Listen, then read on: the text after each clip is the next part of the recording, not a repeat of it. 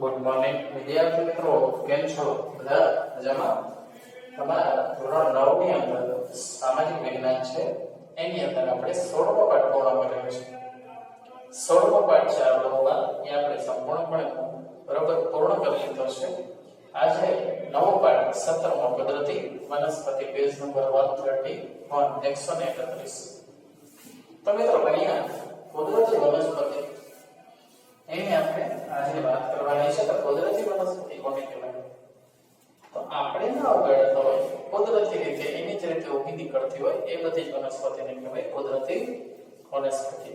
આપણે પણ આપણા ઘરમાં છોડ, કુંડામાં, પછી આસપાસમાં નાના ઝાડ એવું બધું જોયું જ હશે ને, ઉગાડ્યું પણ હશે. પણ આપણે ઉગાડી એના કરતા કુદરતી રીતે જે ઉગી નીકળે છે એની જો આપણે વાત કરીએ તો અહીંયા સ્ટાર્ટ કરીએ.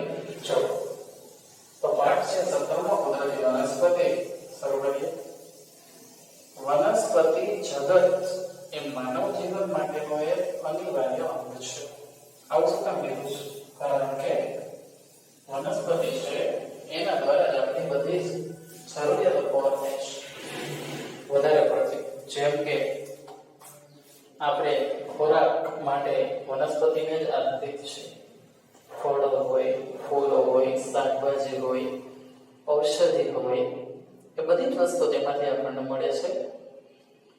કાગળ પણ એના માવામાંથી બને છે. મધ છે, કેટલી બધી વસ્તુ, ગુંદર છે, ગુંદ. વનસ્પતિ વિનાના જીવનની કલ્પના કરવી પણ મુશ્કેલ છે, કારણ કે આપણો ખોરાક જ વનસ્પતિ મિત્રો સમજાય ને. આપણો ખોરાક જ વનસ્પતિ છે, બરાબર? આપણા પ્રાચીન શાસ્ત્રોથી લઈ આધુનિક વિજ્ઞાન પણ વનસ્પતિનું મહત્વ સ્વીકારે છે. બધાએ માનવું જ પડે. જૂના જેટલા આયુર્વેદિક છે એમાંથી આપણને વનસ્પતિઓ અને એની ઔષધિઓ ઉપયોગ અને નવી જે જનરેશન છે એને પણ વિજ્ઞાન છે એનું મહત્વ સ્વીકારે છે. હા, સાચી વાત છે. ભારત વૈવિધ્યસભર કુદરતી વનસ્પતિ ધરાવે છે. ભારત દેશ છે એની અંદર આપણે આપણા ગુજરાતની જો વાત કરીએ તો જુનાગઢમાં ગિરનાર છે, એના જંગલોમાં કેટલી બધી અલભ્ય, એટલે કે જે આખા વર્લ્ડમાં કંઈ ના હોય એવી વનસ્પતિ, એવી ઔષધિઓ છે. માત્ર તેનું જ્ઞાન હોવું જોઈએ. વનસ્પતિના વૈવિધ્યની દ્રષ્ટિએ ભારત વિશ્વમાં 10મું અને એશિયામાં 4થું સ્થાન ધરાવે છે. વૃક્ષોના સમૂહને જંગલો કહેવામાં આવે છે. જે વૃક્ષો માનવની સહાયતા વિના કુદરતી અવસ્થામાં ઉગે તે વૃક્ષોના સમૂહને કહેવાય કુદરતી વનસ્પતિ. ત્યાં કોઈ ખાતર નાખવા ના જતું હોય, ત્યાં કોઈ પાણી પીવડાવવા ના જતું હોય, તેની સાર સંભાળ લેનાર હોય નહીં, અને કુદરતી રીતે ઉગી નીકળે એને કહેવાય કુદરતી વનસ્પતિ. તો પોઈન્ટ આપણો છે કુદરતી વનસ્પતિ.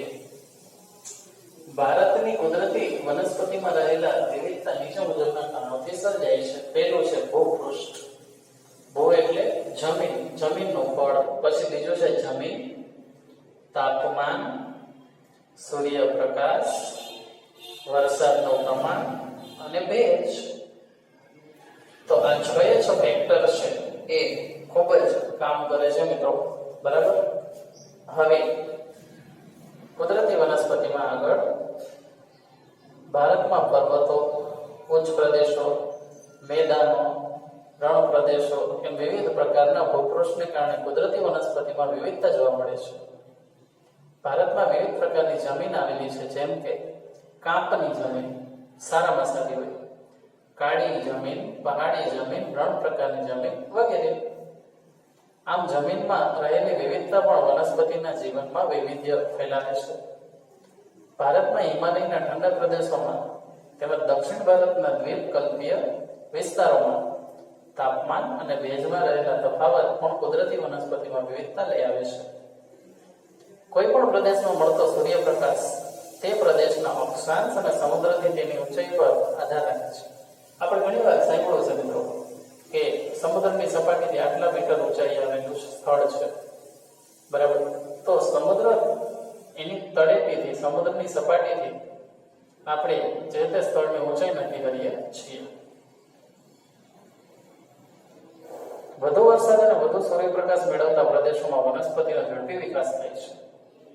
આમ સૂર્યપ્રકાશના કારણે પણ વનસ્પતિમાં વિવિધતા જોવા મળે છે. સૂર્યપ્રકાશ જેમ વધારે હોય અને ઓછો હોય એ રીતે વનસ્પતિ પણ વિવિધતા ધરાવે છે. ભારતમાં વરસાદનું વિતરણ અસમાન છે અને તેના કારણે પણ વનસ્પતિમાં વિવિધતા જોવા મળે છે. બરાબર. ભારતમાં લગભગ 5000 જાતના વૃક્ષો થાય છે. વિચાર તો કરો. તેમાંથી લગભગ 450 એટલે કે 450 જાતના વૃક્ષો વ્યાપારી દ્રષ્ટિએ ખૂબ ઉપયોગી છે. આ ઉપરાંત લગભગ 15000 પ્રકારના ફૂલવાળા છોડ થાય છે, જે વિશ્વમાં લગભગ 6% છે. આખા વિશ્વમાં થતો હોય તો ભારતમાં 6% થાય છે. અપુષ્પ વનસ્પતિ જેવી કે હંસરાજ એટલે કે ફર્ન, શેવાળ, કુંજાઈ વગેરે પણ આપણા દેશમાં થાય છે.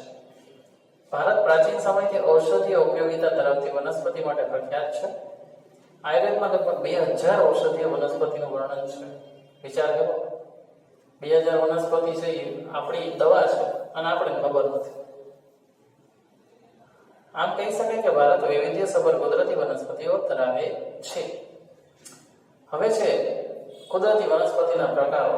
એમાં 5 પ્રકાર છે. કોઈ પણ વનસ્પતિનું અસ્તિત્વ અને વિકાસ ત્યાંની આબોહવા ઉપર આધારિત છે. આબોહવા કેવી છે એની ઉપર વનસ્પતિ ઉગે, કેવી વનસ્પતિ ઉગે અને કેટલા સમયમાં ઉગે એ બધો જ આધાર કોની ઉપર હોય મિત્રો? તો કુદરતી વનસ્પતિનું અસ્તિત્વ અને વિકાસ આબોહવા ઉપર હોય. સમાન આબોહવા ધરાવતા પ્રદેશોમાં સામાન્યતઃ સમાન વનસ્પતિ જોવા મળે છે. અને આવા પર્યાવરણીય સામ્યતા ધરાવતા પ્રદેશ કે પ્રદેશના સમૂહને કુદરતી વનસ્પતિના પ્રદેશો કહેવામાં આવે છે. આટલો સમજાણો મિત્રો. તો હવે એનાથી આગળ વધી એકવાર વ્યવસ્થિત રીતે રીડ કરી જાવ એટલે તમને આરામથી આવડી જાય. હવે ઊંચાઈ, જમીન, વરસાદ અને તાપમાનની વિવિધતાના આધારે કુદરતી વનસ્પતિને 5 વિભાગમાં વહેંચી શકાય.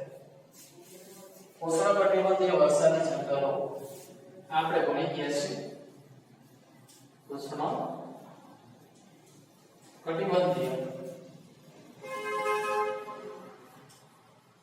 વરસાદી જંગલો. પછી બીજું ઉષ્ણકટિબંધીય ખરાબ જંગલો.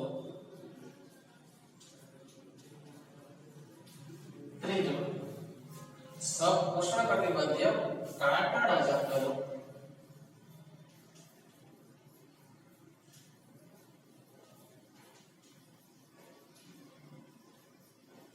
ચોથું સમશીતોષ્ણ કટિબંધીય જંગલો અને ઘાસના મેદાનો.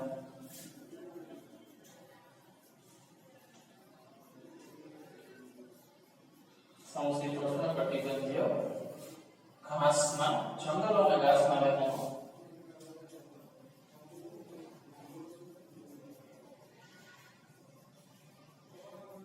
અને લાસ્ટ ભારતીય જંગલો મેંગ્રોવ, જેને આપણે મેંગ્રોવ તરીકે ઓળખીએ છીએ. ચાલો, આ 5 પ્રકાર જંગલોના છે. હવે એમાંથી આપણે 5 પ્રકારમાંથી પહેલો પ્રકાર આજે કરી નાખીએ. ઉષ્ણકટિબંધીય વરસાદી જંગલો. એનું વિતરણ. ઉષ્ણકટિબંધીય વરસાદી જંગલોનું વિતરણ. તો ઉષ્ણકટિબંધીય વરસાદી જંગલો ગરમ અને ભેજવાળા પ્રદેશમાં જ્યાં સરેરાશ વાર્ષિક વરસાદ 200 સેન્ટીમીટર કરતા વધુ અને વાર્ષિક સરેરાશ 22 સેન્ટીમીટર કરતા વધુ જોવા મળે તે પ્રદેશોમાં આવેલા છે. બરાબર. તો અહીંયા 200 સેન્ટીમીટર થી વધારે વરસાદ અને 22 સેલ્સિયસ કરતા વધારે તાપમાન. આ જંગલો ભારતના પશ્ચિમ ઘાટના વધુ વર્ષાવાળા વિસ્તારોમાં, લક્ષદ્વીપ, અંદમાન નિકોબાર આસામના ઉપરી વિસ્તારોમાં, તમિલનાડુના તટીય પ્રદેશોમાં જોવા મળે છે. અને વૃક્ષો અહીં મેહોગની, અગ્નોસ, રોઝવુડ, રબર વગેરે વૃક્ષો જોવા મળે છે. અને એક વિશેષતા શું છે? અહીંના વૃક્ષો સામાન્ય રીતે 60 મીટર જેટલા ઊંચા હોય છે. ઝાડી ઝાંખરાના કારણે ભેજનું પ્રમાણ વધુ હોય છે. આ જંગલોમાં પાનખર જેવી કોઈ પણ ઋતુ હોતી નથી. સતત આના પાન છે એ લીલા જ રહે છે. આ જંગલો બારમાસ લીલા રહેતા હોવાથી નિત્ય લીલા જંગલો પણ કહેવામાં આવે છે. તો મિત્રો આજે આપણે શું કર્યું છે? પેજ નંબર 131 ઉપર માત્ર પેજ નંબર 131 ને આપણે લખેલું છે તે તમને તમારી રફબુકમાં એકવાર લખી લેવાનું છે. સમજાઈ ગયું મિત્રો? રફબુકની અંદર તમારે એકવારી લખી નાખવાનું જ છે પહેલા પર. અને જો તમે વ્યવસ્થિત લેસન કરશો, વ્યવસ્થિત વાંચશો, વ્યવસ્થિત લખશો તો તમને કોઈ પણ જાતની મુશ્કેલી થશે નહીં, મારી ગેરંટી. પણ લેસન કરવામાં અટવાડિયા કરશો નહીં કરો તો પછી તકલીફમાં મોકલશો. તો હવે આવતા નેક્સ્ટ વિડીયોમાં મળીશું મિત્રો. ત્યાં સુધી ઘરે જ રહો, સુરક્ષિત રહો. Thank you.